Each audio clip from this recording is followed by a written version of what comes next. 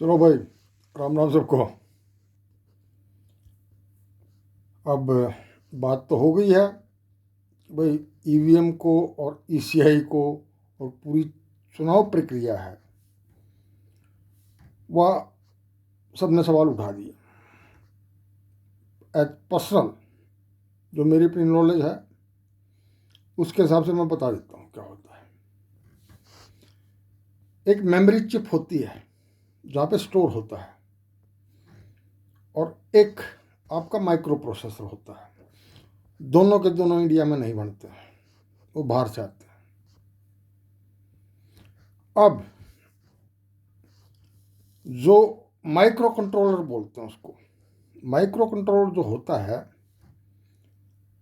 उसमें ना आप सेटिंग कर सकते हो कि एक बार वन टाइम जो भी उसमें डाल दिया, बूट रिकॉर्ड बोलते हैं उसको, कि जो भी सिस्टम को एक्टिवेट करता है तो सबसे पहले वो होगा एक्टिवेट, तो उसका टाइमिंग वगैरह वो सब उसके उसमें रहता है। उतनी मेमोरी माइक्रो प्रोसेसर इटसेल्फ रहती है। प्राइमरी मेमोरी बोलते हैं उसको, एक सेकेंडरी मेमोरी होती है। तो जब भी कोई एक्टिविटी होती है उसके थ्रू तो वो उस बूट रिकॉर्ड में रहती है कि उसको बूट कब कराया गया, उसको डिलीट कब कराया गया। डिलीट हो गया, बिजली चली गई तो कुछ याद नहीं रहता उसका, याद सिर्फ मेमोरी से रहता है।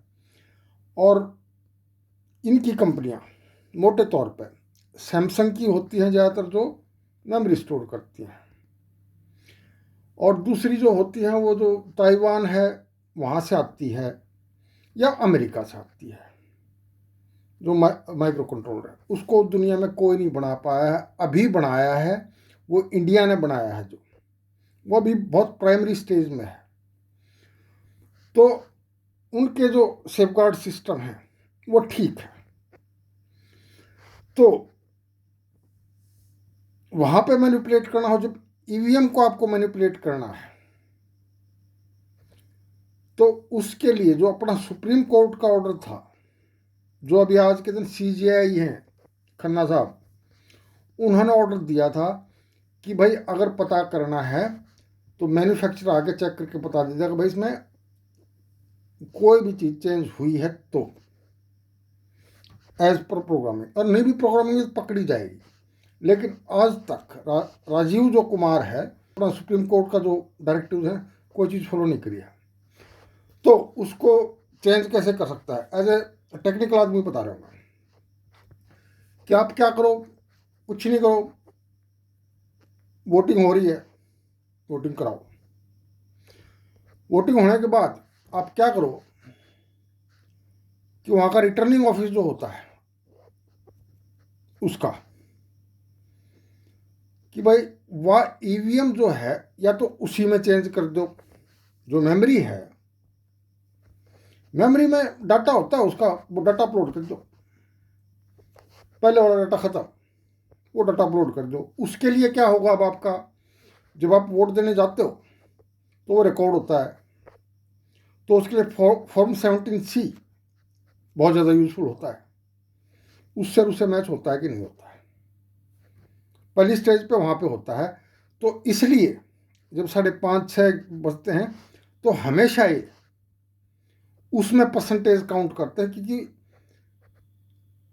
दूसरा चक्कर ये क्या करते हैं, वोटर लिस्ट में जो एडिशन और डिलीशन होते हैं, फेक यूजर्स के वोट डलवाते हैं, तो इनको पता रहता है काउंट कितना है। तो दूसरी स्टेज की, पहले स्टेज की तो बेसिकली वो है कि वो वोटर लिस्ट जो है उसमें चेंज करा दो। जैसे हमारा हरियाणा में था, आप जाकर देख लो, पता नहीं इसके थे, आज तक हमने मिले ही नहीं कभी भी। ऐसे ही महाराष्ट्र में हो रखा है। तो उस लेवल पर जाके काउंट करके फिर उसमें प्रोग्रामिंग करते हैं, और उसमें पहले स्टेज पर जाके अगर रिटर्निंग ऑफिस मान गया पैसे वैसे दे गए तो उससे ले ले हैं, वहीं पर हो गया। अगर वहाँ पे सीसीटीवी कैमरे हैं तो चेक हो जाएगी, लेकिन एक पर्टिकुलर पॉइंट आएगा उसमें लगते हैं 2 या 3 मिनट, लेस देन 5 मिनट्स ये होता है। वहाँ पे चेंज हो गए तो उसके बाद ये आंकड़े बढ़ाते हैं। नेक्स्ट स्टेज आती है जब वह मशीन स्ट्रांग रूम में जाती है, उस वक्त वो सीसीटीवी कैमरों में होता है, तो उसमें जहाँ जहाँ पे भी सीसीटीवी कैमरों में बिजली गई है, ये गारंटी उस वक्त ना फिर बाकियों में उसमें करने की कोशिश करते हैं। तो 3 हो गए सबूत जहाँ से आप निकाल सकते हो इसको। टेक्निकल लेवल पर बता रहा हूँ, मेरा बहुत ज़्यादा नॉलेज नहीं है इस मामले में, पर एज ए, क्योंकि मेरे को पता है कि मशीन का, माइक्रो कंट्रोल का मेरे को बहुत बड़ा मज़ा आता है मेरे को काम करने में इस पर और मेमोरी पे, क्योंकि मैं ड्रोन बनाता हूँ। जहाँ पे भी जिस भी वोटिंग सेंटर पे, जिस भी बूथ पे लाइट गई है और सीसीटीवी कैमरे में नहीं आई है, वहाँ पे पॉसिबिलिटी बढ़ जाती है। कई बार वैसे भी चलता आया कर यार,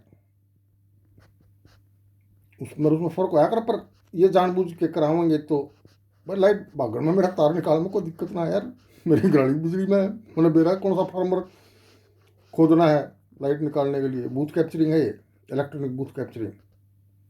तो बिजली निकालो, वहाँ पे अपलोड कर दो, ये बूथ कैप्चरिंग होगी, electronic booth capturing first stage की। और बेसिक्स होती है स्टार्ट कहाँ से, वोटर लिस्ट से। वोटर लिस्ट बेसिक है, वहाँ पे काउंटिंग में अगर आप चेक करोगे तो वहाँ से निकाल के और फिर वो डाटा अपलोड करते। पर अभी इतने शाणे हैं नहीं, ये अनपढ़ आदमी है बीजेपी वाले, आरएसएस वाले। इनको किसी ने बता दिया होगा, पैसे बॉन्ड में, इलेक्ट्रल बॉन्ड जो थे ना, तो ये खरीद लेते हैं बंदों को जो एक्सपर्ट होते हैं, तो उन्होंने बता दिया होगा इसको। पर वो भी बेचारे यार, आत्मा तो उनकी जगह है कि भारत का संविधान तोड़ रहे हो, इतना कर रहे हो, फंसेंगे वो भी। तो दूसरे स्टेज की होती है, पहले स्टेज की वोटर लिस्ट में चेंज, दूसरे स्टेज की जो भी बूथ है उस पर लाइट गई है, अगर सीसीटीवी कैमरे में नहीं है तो उस वक्त चेंज होती है। तीसरी स्ट्रांग रूम में चेंज होती है।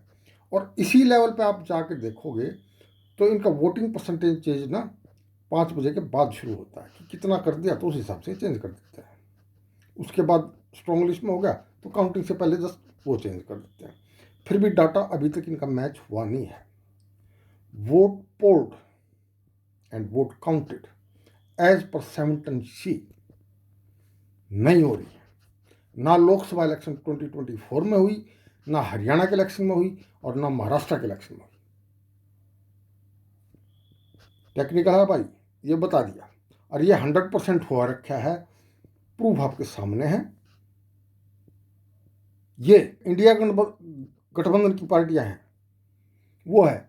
उसके सिवा तो वो जबरदस्ती नहीं हुआ करते, वोट ही नहीं देने दें, दूसरे वोट दे दें। वो भी अब की बार तो यूपी में करा है इन्होंने, वो हो गया लटका। तो प्रजातंत्र रहा नहीं, लोकतंत्र रहा नहीं, संविधान रहा नहीं, उस पर चोट करी है इन्होंने सीधी। संभाल लो, नहीं तो संविधान टूटेगा तो हिंदुस्तान टूटेगा, और फिर उसके बाद बचेगा कुछ नहीं, सब सब टूटेगा। फिर बताने की जरूरत तो नहीं है ना, है सबको अपने घर बचाने हैं। जय भोलेनाथ के, जय हिंद भाई।